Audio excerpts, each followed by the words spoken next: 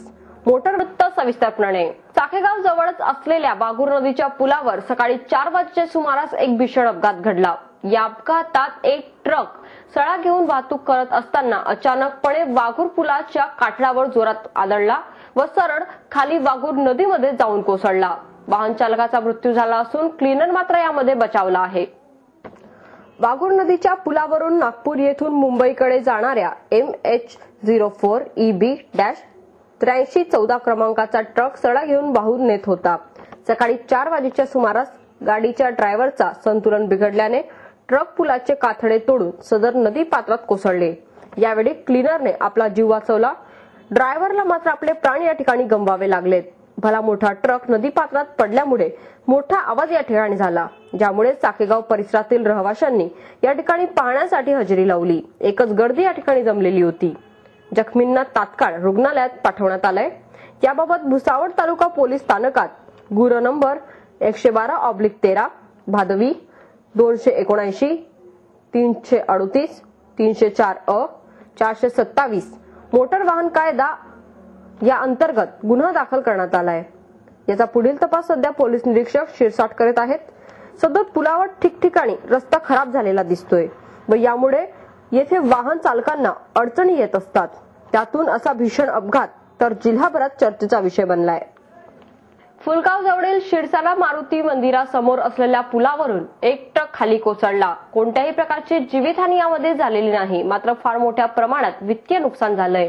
कारण सदर ट्रक हा कोळसा वाहतूक करीत होता आणि याच्यातील मुख्य बाब म्हणजे हा रस्ता अतिशय जीर्ण झालेला आहे।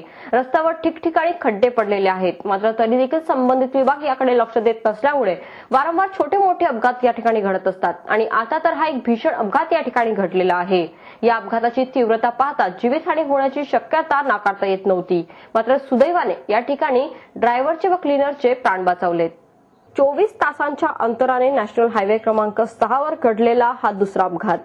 एक अपघात घडला वाघूर पुलावर तर दुसरा अपघात घडलाय फुलगाव जवळील पुलावर।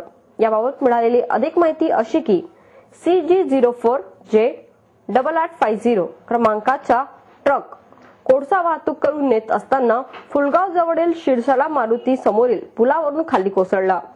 कोणत्याही प्रकारची जीवितहानी या अपघातात झालेली नाही, मात्र फार मोठ्या प्रमाणात वित्तीय नुकसान नक्कीच या ठिकाणी पाहायला मिळतंय। खराब रस्त्यामुळे वाहतूक अडचणीची आहे व अशातच पाणी पावसामुळे वाहन चालकांना अधिकच हाल या ठिकाणी सहन करावे लागत आहे। संबंधित विभाग मात्र याकडे लक्ष देण्यास अद्यापही तयार नाही। आतापर्यंत आपण मुंबईला वगैरे आतापर्यंत मुंबईपर्यंत आपण नाव ठेवलं होतं की मुंबई सिटीमध्ये फक्त खड्डे वगैरे आहे, परंतु हा नॅशनल हायवे नंबर 6 जो चालू आहे आणि इथे यामध्ये जळगाव ते मुक्तनगरच्या आतमध्ये 2 टोल नाके आहेत, परंतु यांनी अद्यापर्यंत टोल वसुली केलेली आहे। त्यामुळे आता असं वाटतंय की आता हे यांना टोल बंद केला गेला पाहिजे आणि यांना टोले दिले पाहिजे। तरी चांगले पण नॅशनल हायवे 6 नंबर राष्ट्रीय मार्ग आहे का हा पण शोभत नाही सार्वजनिक बांधकाम विभागाच्या माध्यमातून।